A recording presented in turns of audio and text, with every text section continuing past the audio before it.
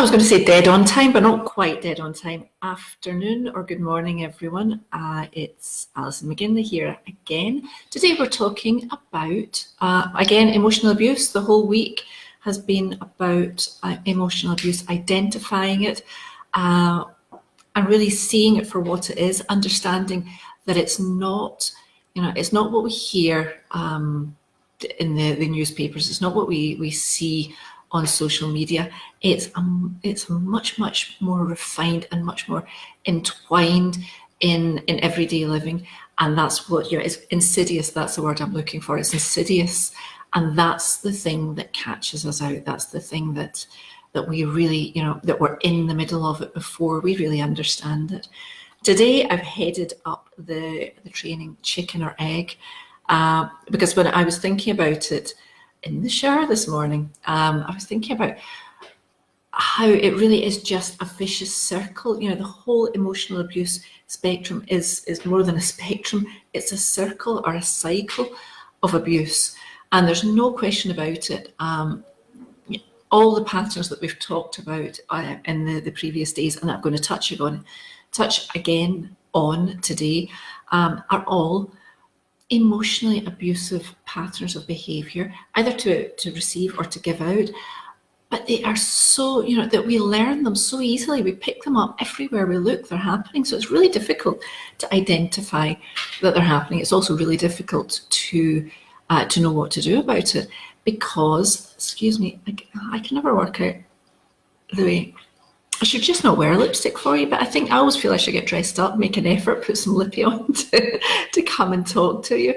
And then I'm sitting looking at it and I can't think what I want to say, because all I can see is the fact that here somewhere there's lipstick down my face. Anyway, going back to a slightly more important issue, this cycle of behaviour, because it is so intrinsically wrapped up in our communication patterns, in the communication patterns that we see everywhere.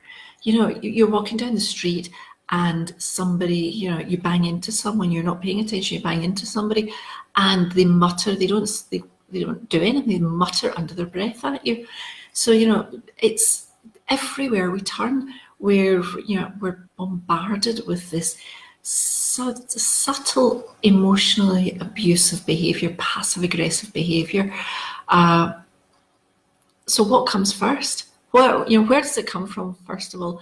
And is it, do we develop it, and then because somebody took it out into the world for whatever reason, everyone picked it up and took it on? For me, as I said yesterday, I picked up this way of behaving, this behavioural pattern. I picked it up at home. I picked it up because that's how I saw my mother, who was my heroine. She had a really, really tough life. She did have there's no question about it, how she managed to bring our family up, keep us fed, keep the mortgage paid, and keep some sort of level of sanity. With everything that was going on in her life is beyond me. From that point of view, I thought, and I was very, very happy to support her, because that was the role she gave me. My role was to stay quiet, have no opinions, express no emotion. I was very much secondary, actually more than secondary. I was a high Karim. I was way down the scale, but I knew my place and I respected my place and I loved my place, because for me it was about giving support to my mother. I didn't ever question it. So I had this role, and she was on a pedestal, so everything she did I took on. That's the way to do it. Look at this woman. She is surviving, and she's dragging us along behind her somehow. So she's doing something right. I want to be just like her. And in all honesty, for the longest time, that was what I wanted. I want to be like my mother. So I happily bought into all her behavioural patterns, all her communication patterns that were horribly unhealthy. And in later years, I could identify pretty narcissistic patterns of behaviour there, but they weren't coming from a place of control. They were coming from a place of trying to control something in her life that was completely out of control.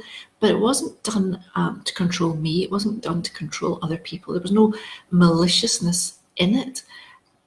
But it was toxic. It was incredibly toxic. And I picked it up. And I could do it with the best of them. And one of, again, I was thinking this morning about, how these patterns, how subtle they can be. So, we have, I live in Italy, and I'm so happy to live in Italy. There is no such thing as a birthday card or an anniversary card or a Valentine's card or a Christmas card. They just don't exist. They're not part of, of how people celebrate here. And so I've been able to step out of the pattern that was going on in my family. My mum puts a lot of thought into buying cards, not because she particularly likes the people, but because it's the right thing to do. And my aunt is, she judges people and she'll cut people out if she doesn't receive a card. So there's this pattern of behaviour here where my mum would be telling me, have you sent a card? Go and send a card. Go and do this. Have you phoned to say thank you? And it was never done out of a genuine desire to show affection or to show that you're thinking about the other person. It was done because that's what we do. That's what we do in our family. It takes a box. It's good behaviour. It's people pleasing. So people pleasing for me started on a really, really, really insidious and superficial level, but it became my go-to. It became my only way of interacting with people. And that's what I want to talk about today. A lot of this emotionally abusive behaviour and the patterns of behaviour that we see, both the ones that we give out, but also the ones that we receive in, come from that, from that lack of self-esteem, that lack of self-worth, that inability to put ourselves at, number one on the list. And it was exactly what you were saying, Karine, yesterday, that place that I'm not allowed to want anything. I shouldn't, my needs, my desires, I should be put to the side because my job is a different one. My job is just to please other people, just to make sure that they're happy. And that's where I get my, reward in heaven. Maybe that's even it. Part of the Catholic upbringing was that. Everybody's bloody, but it's awful.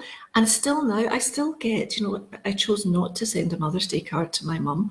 And I still felt that, the guilt that went around about it. And I didn't send it because I was punishing her. I just wasn't in a place to do it. I didn't want to spend hours going and trawling about to find a card, spend €10 on a card, send it, I just decided not to do it, but still the guilt was left there.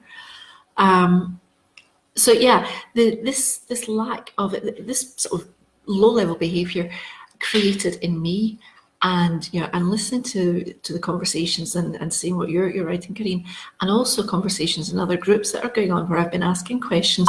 This lack of self-esteem is the bottom line. Is whether it's the chicken, whether it's the egg, it doesn't matter. It's there, and it's a central player in how the emotional abuse begins, grows, perpetrates, infiltrates, whatever you want to say.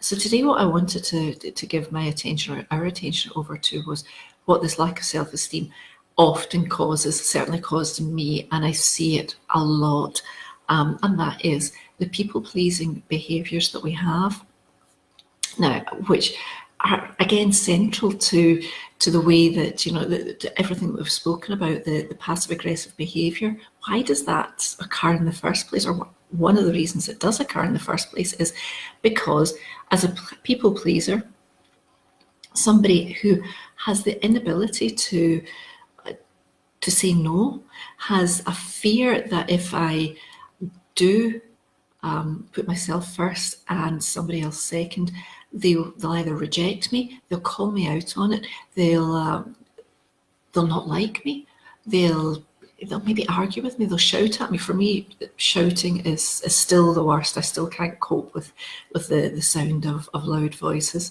Not because we had loud voices in our house. No, loud voices was, that was dangerous. When we got to the loud voices in our home, it was a really dangerous place to be.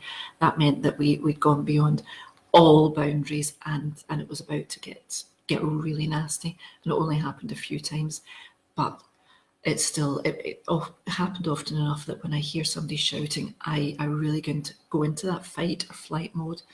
So yeah, people pleasing. What was that? Well, it was a way of having interaction with somebody, getting, having some sort of connection with other people, but without having to put myself into the relationship, without having to expose myself, make myself vulnerable, and show the bits of myself, i.e. most of myself, that I found unpalatable. The lack of self-esteem led me to believe, or led me to a place of complete self-loathing. And I'm talking about myself because it's easier to talk about me, but I know, luckily, I now know that I'm not alone in this. I know that that I am not terminally unique, and we often, a lot of people feel the same way. So I'm using me because I'm an easy example. So forgive me. It's not all about me. This real lack of self-loathing, which keeps you from other people, is stops you being able to connect in a really honest and a really vulnerable way. And that's where, that's where real friendship, real connection, real love germinates. Without that, without the ability to put yourself into the relationship on that level, it's always going to remain superficial, and it's always going to leave you in fear, because you're second guessing everything. So that that was the background to my people pleasing. People pleasing meant that I could put myself into a relationship without having to put myself in. So I lost the ability to say no to people.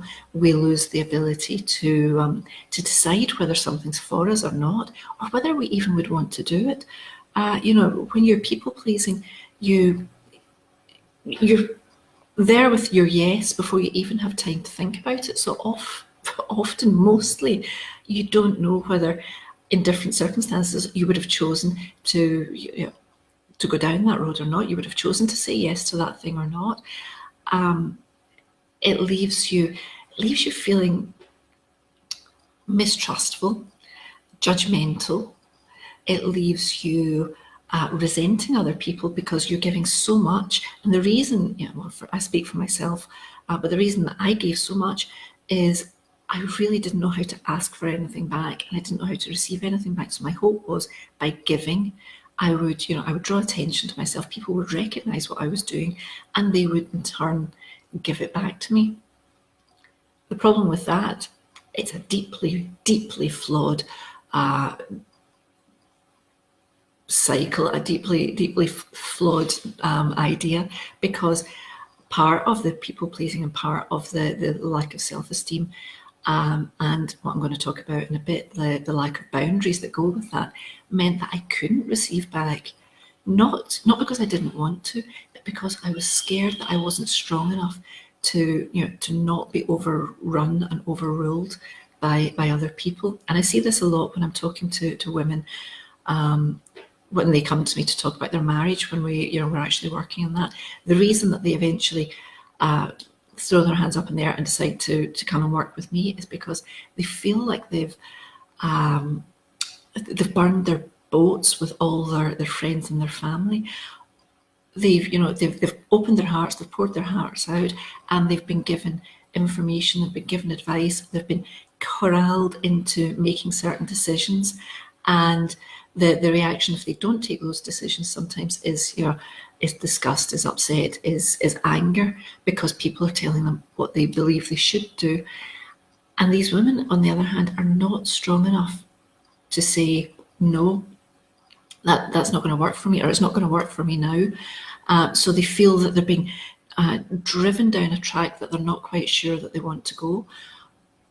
And their only option at that point is to withdraw from the conversation, withdraw from the relationship, or at least stop the conversation about this particular problem, which leaves them feeling isolated, leaves them feeling that they've got nowhere to turn.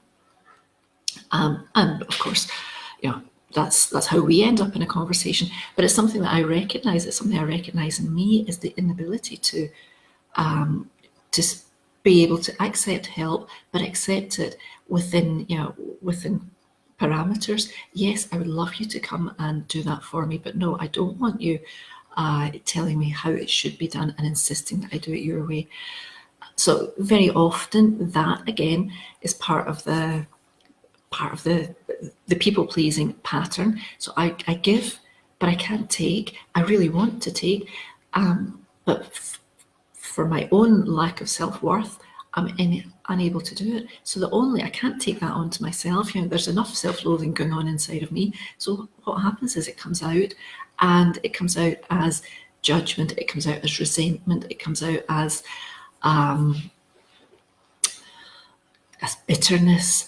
And that's where all the passive aggressiveness comes in. The bad behaviour, where you respond late to people, or you don't take their phone calls, or you don't respond to their emails, or and that comes certainly from what I've seen to date, and in myself, is that comes from a fear of not being able to say no, or being overrun, being downtrodden, because I already feel downtrodden. I don't feel strong enough to say, to speak my mind, to even know my mind, because my whole mind is in survival mode. It's trying to keep the world at bay. It's trying to keep the world far enough away that I'm safe, and I'm not going to be completely squashed under other people's desires. So how do I deal with that? Well, if I don't have boundaries in place, if I'm not aware of these patterns of behaviour, which a lot of us aren't, which I certainly wasn't, then my behaviour becomes effectively abusive. It becomes something which is tantamount to emotional abuse. I sulk. I withdraw attention, affection. I physically withdraw. If you think of the number of times that you're scared even to answer the phone, because you know that you've set this relationship up in such a way that it's one-sided. It's all about you giving, and there being no space to take.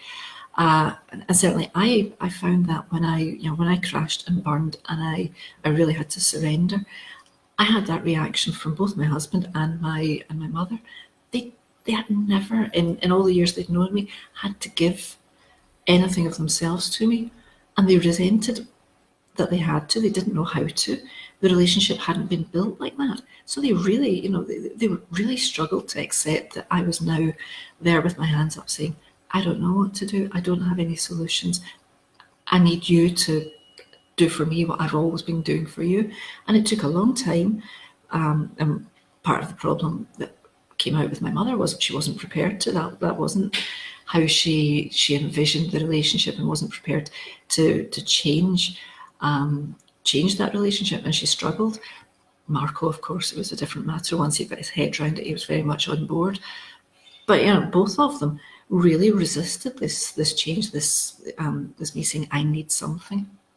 So often that's why we don't, we put ourselves in that position. We know that we're going to have resistance, or worse still, we find that, I talked the other day about Jim Rohn and the 5 closest people to us. Now, that doesn't always mean the 5 physically closest people to you. That can be the 5 closest emotionally to you. And if you've drawn people into your circle who are there simply because you give and never take and never ask and never complain,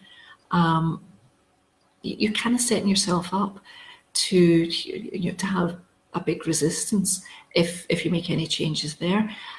So how do we deal with that? Well, again, For me, it was all about the bad behaviour. It was all about the muttering under my breath and the snide comments, and and I would take, and I still fall into this now.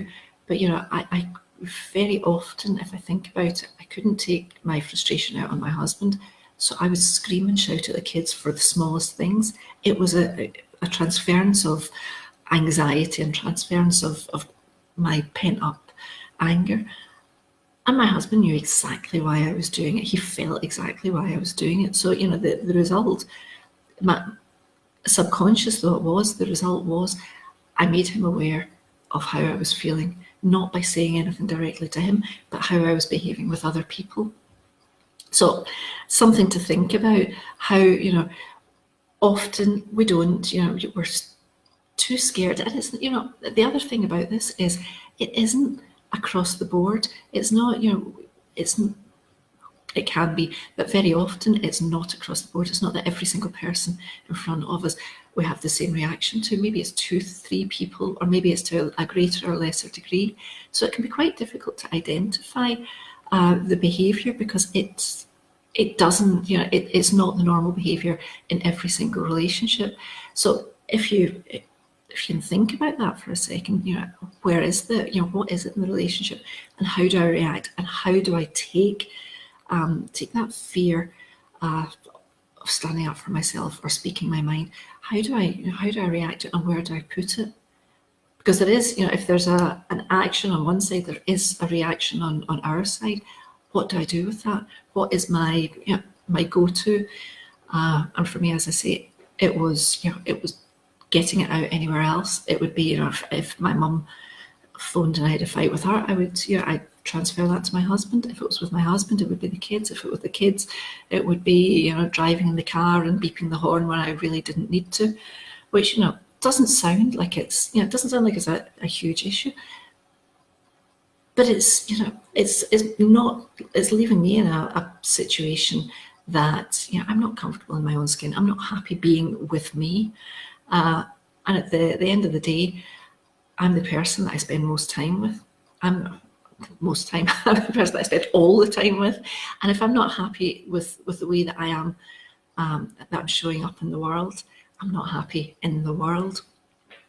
So I digress slightly. Going back to this, so people pleasing, it's a huge problem. It's a huge problem that I'm identifying. Even this week, listening to the comments in this group, and I put a question into a huge group, an online group, and I had, 100 different comments coming back, and an underlying feeling is this idea of being lost and not knowing how to express, and not feeling that you've got the voice to express yourself.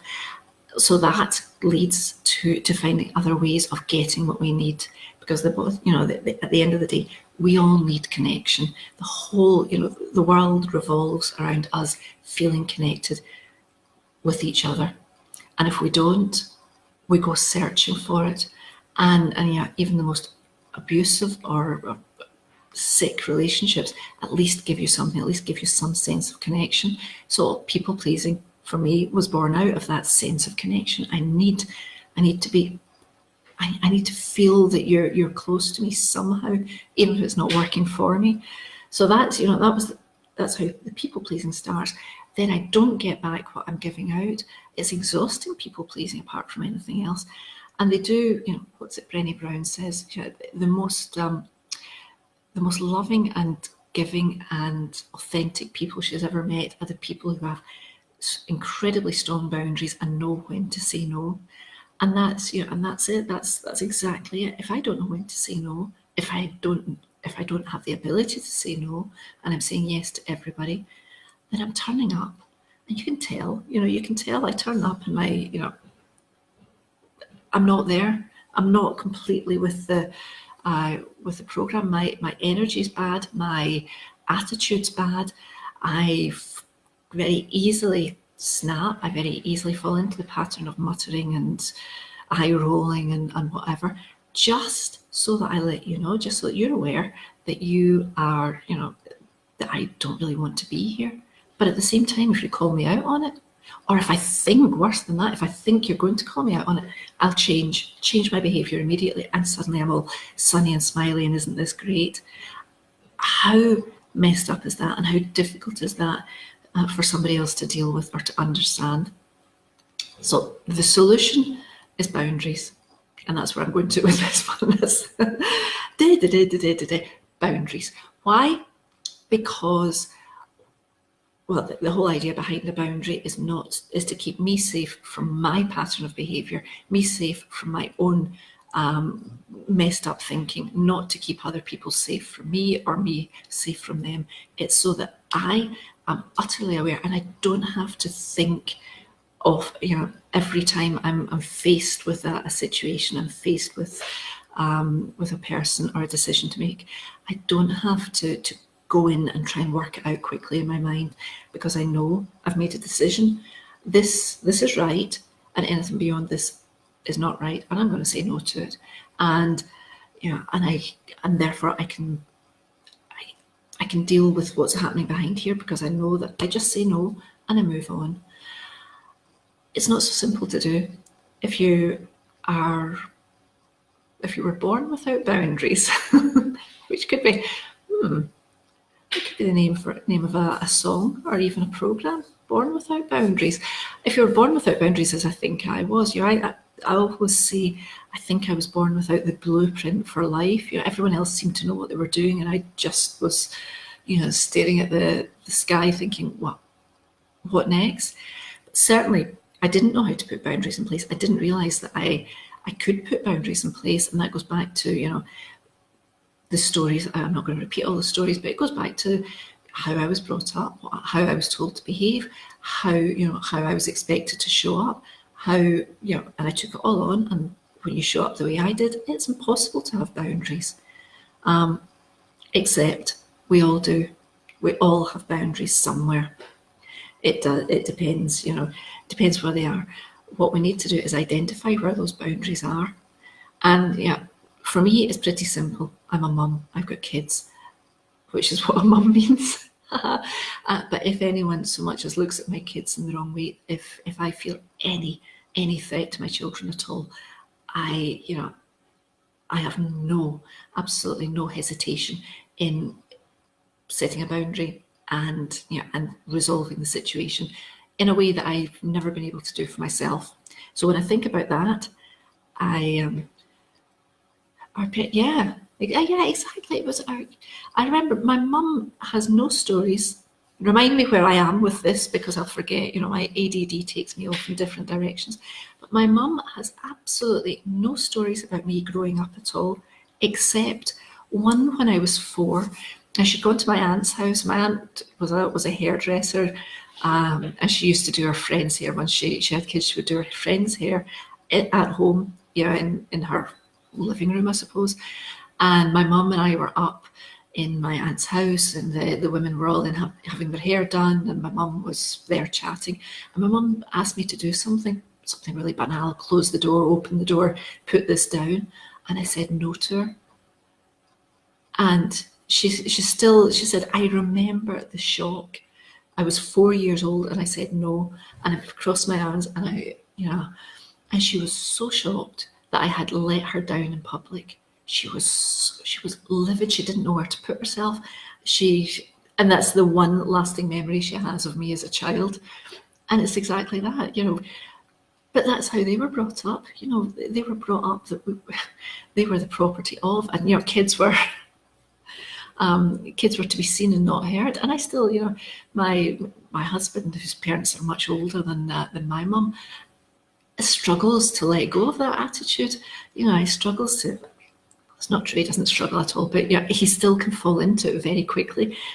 Kids should be over there. We know that they're there, but you speak when you're spoken to. Luckily nowadays it's not like that. We've understood that we learn as much from our kids as that we can ever teach them. But so going back to boundaries, look how good I am. I actually remembered where I was. Yay! So I understood that, yes, I had boundaries somewhere in my life. but they were far too far away to do me any good at all, to keep me safe from myself, and to be able to teach other people how to treat me, or what was right, what was wrong. So I had to begin to learn where I should put them, and that's a trial and error. And what I did was I started putting my boundaries really, really far away, and with people I wasn't particularly worried about. There are people in our lives. As a people pleaser, I'm worried about everyone, and I always said that I'd prefer you didn't know I existed to dislike me. Slightly radical, but it was my truth for the longest time. But there are people a bit further away from us who really don't mind if they have a bad opinion of us, or if we've upset them slightly or whatever. So they're a good place to start setting these boundaries. Say, okay, so with this person, I'm going to start, saying no to start with. I can always change my mind. And then we start to bring them closer and closer in, and we understand what it is that we need, because my boundaries will be different to somebody else's, because my core values are different to everybody else's. So the way that I need to feel comfortable, the structure around about me that gives me a sense of security and a sense of being good in my own skin will be different to anyone else's. So we need to understand what they are for each one of us, identify what works for you. And I used I think when I did my webinar, I used a really silly example. So in our house, again, anyone phoning after 9 o'clock was an absolute no-no. It was, my mum would have been was horrified if anyone called after 9 o'clock. Probably a generational thing, because telephones were still relatively new back in the 70s. So, and for some, I took that on as a belief. Okay, if you phone after 9 o'clock, you're badly behaved, you're rude, you're whatever. And as life goes on, and you get busy and you work, and we work much longer hours than our parents did. You come home from work at 7:30, 8 o'clock, you cook, you do whatever, you put kids to bed. Sometimes 10 o'clock, you think, oh shit, I need to call that person, and I couldn't call because it would be rude to call.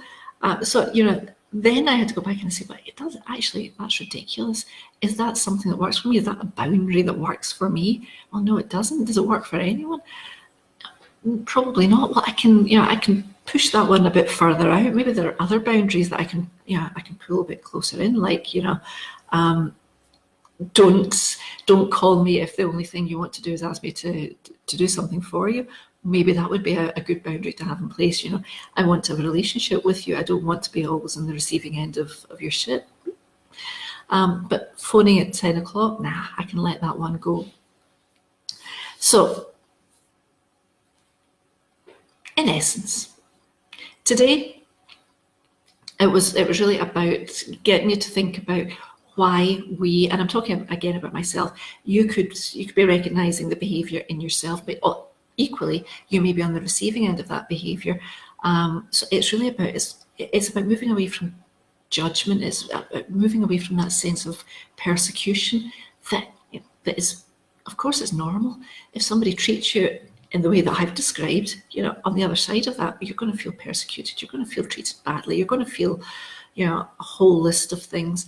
But the idea is to give you a sort of different view of it, an idea of the why behind it. It doesn't make it right. It doesn't make it something that you've got to accept. But it's easier to view it for what it is and make a decision, and talk and put boundaries in place, and put a structure into that relationship, if you like, when you understand the potential why behind it.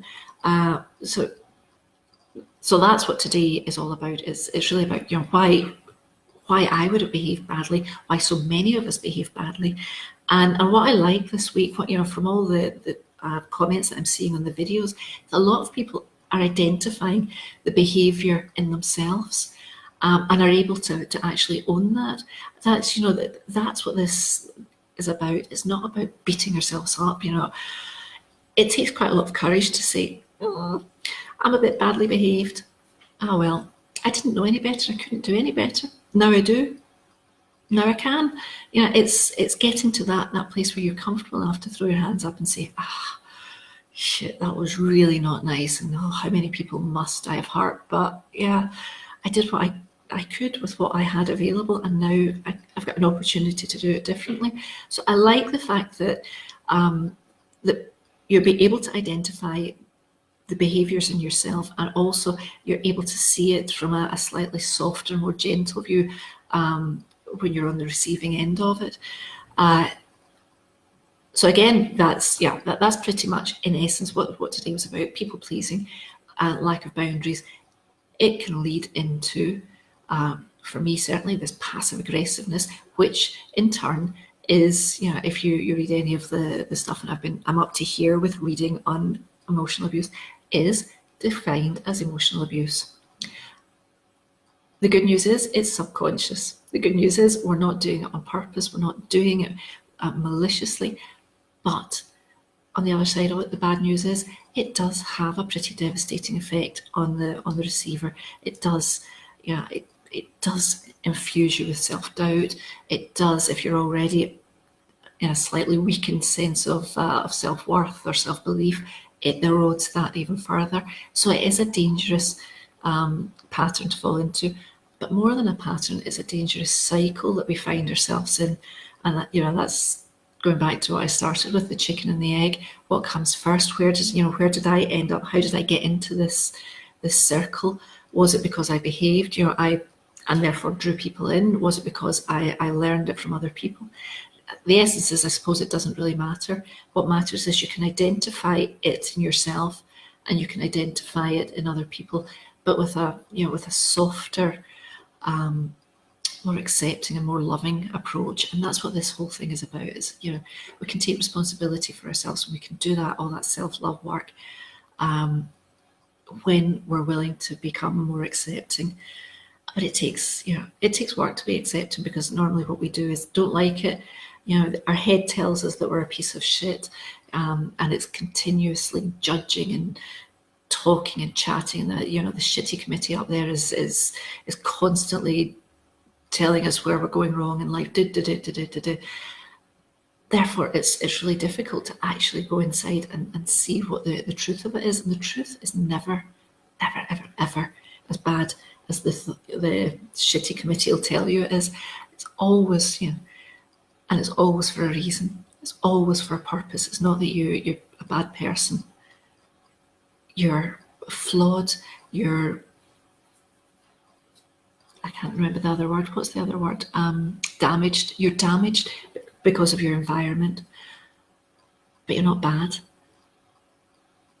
And when you can go inside looking at it from that and finding the solution, everything's so much lighter and everything's so much more achievable.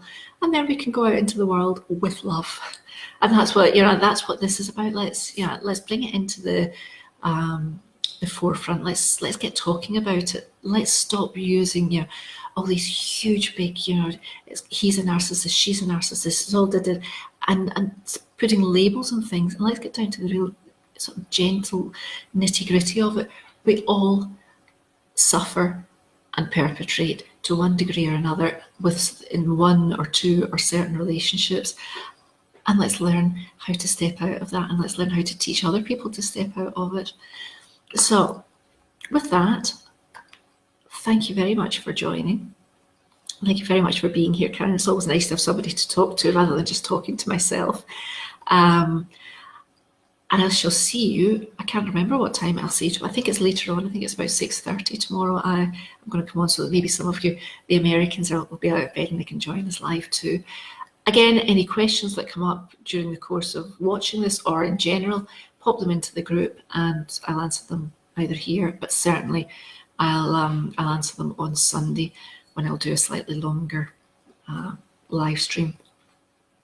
So I'm off to have lunch now. Have a lovely day. Mwah.